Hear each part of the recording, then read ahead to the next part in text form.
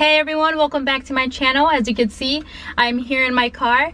We're about to talk about how much I've spent so far on my swap.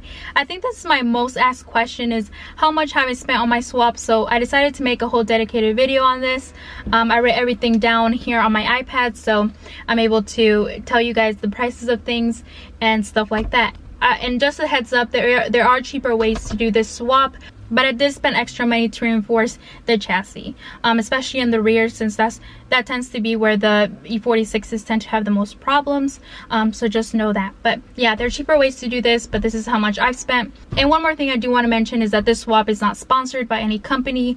This is not daddy money, nothing. It's all my money. I worked really hard for it. I actually had this car stock for a whole year, just kind of saving up money because I knew I wanted to do a swap like this in the future. So yeah, just know that. So the main reason I'm mentioning this is because I don't want any nasty comments. If you have any questions on how I saved up, how I got into cars, anything like that, just make sure to leave them down below and I'll make a whole separate video on that. But anyways, let's just get started. Let's go over the list and see how much I've spent. So the first thing on my list is the car, right? So I bought it for $2,000. It was a stock 325. I didn't buy it for any specific reason. I just wanted it to be under $2,000. I wanted it to be 4-door, and just I wanted the body to be clean, like clean as in free of scratches, free of dents, things of that sort. So the next thing is the LS3 engine. So while searching for LS3 engines, I quickly realized that in the long run it'll be a lot cheaper if I just buy the whole car instead of just buying the engine. That way I get to sell parts off of it, keep the original harness, things of that sort. So we were looking at auction sites, we were looking at Camaros, Corvettes, and we found that Camaros usually go for a lot cheaper, and I mean, it's the same engine.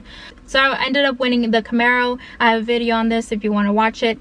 And after taxes and the towing costs and all that, it came out to be $6,200. All right, the next thing was I needed to look for a M3 diff, and possibly would love to have the whole rear suspension dropout. So again, they were expensive, and we were like, what if we just buy the whole car? And then, as you guys know, I bought an E30, so I was like, I want to do an S54 E30. So then I just bought the whole M3 for $4,000. And just know that I did make money back. I didn't take it off here, so I sold parts off of the M3. I sold my old engine that was in this car, and Camaro parts as well I've sold. So I made some of that money back. So the next thing that I bought is the CX Racing engine mounts, tranny mount, and the headers, and all that came out to $940.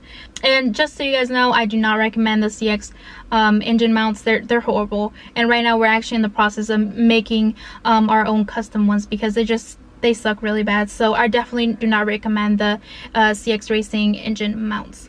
But anyways, moving on, I also bought the high temperature paint for the headers. That came out to be about $40. And the next thing I bought is the HP Tuners software, which came out to $500. That just helps code the car and things like that. Next thing is I have Nathaniel Arduino. We bought this like how can I say it? It's like it basically converts the signals from the GM computer to the BMW gauge cluster. We're not sure if we're using it yet, but we just have that just in case. So that was $150. And next I have the Corvette fuel filter / regulator, and that was $70. And then next I have the oil pan, $400.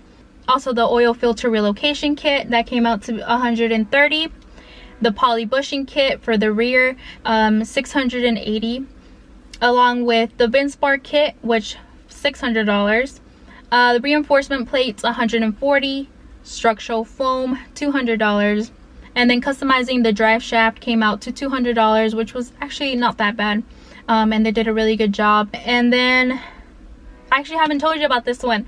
I bought air suspension. Originally it was going to be for our daily wagon, but then we realized that being static on this engine, and we don't think it's a good idea. So we're going to use the air suspension on my car, and we actually bought it for $1,000 on Craigslist. We drove all the way to Vegas to pick it up because, I mean, $1,000, that's actually a really good deal since it does retail for like $2,500.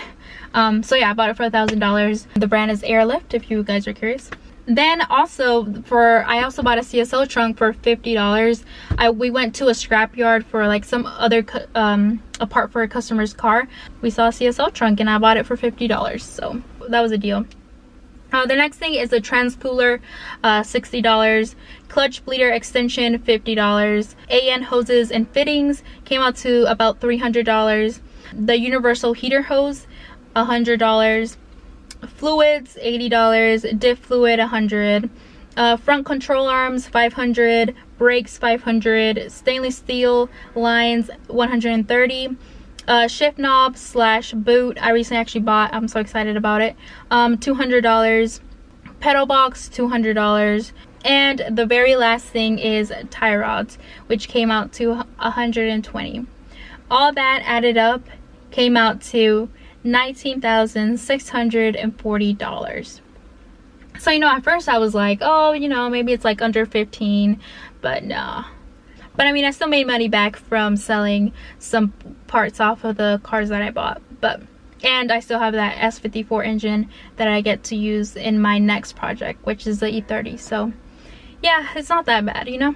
But anyways, let me go ahead and talk about the stuff that I still need and the stuff that's on my wish list. So the stuff that I still need is the exhaust, the oil cooler, the radiator and the lines, custom AC hose and power steering. So all that's still gonna add up. On my wish list, I have wheels and tires. I don't know what wheels I want yet, but I still have that on the list. And then I also have the airlift management system. The management system that came with the airlift that I have right now is manual, so I would like to have the upgraded one. The one that you can use your phone and stuff like that. I also need the front and the rear bumper since I don't want the stock ones.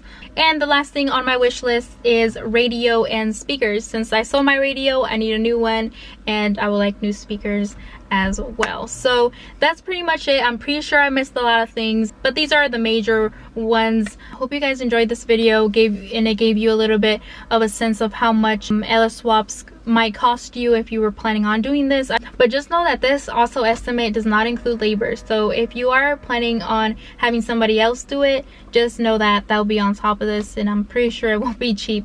And honestly, a lot of people, I'm pretty sure, are gonna be like, that's not worth it, blah blah blah, I'd rather get a new car. But you know, I love E46s, and if you don't like this swap, that's okay. You can stay tuned for my E30 S54 swap, which will be my next project after this one, so stay tuned for that. But anyways, thank you so much for watching, and I will see you guys in my next one. Bye.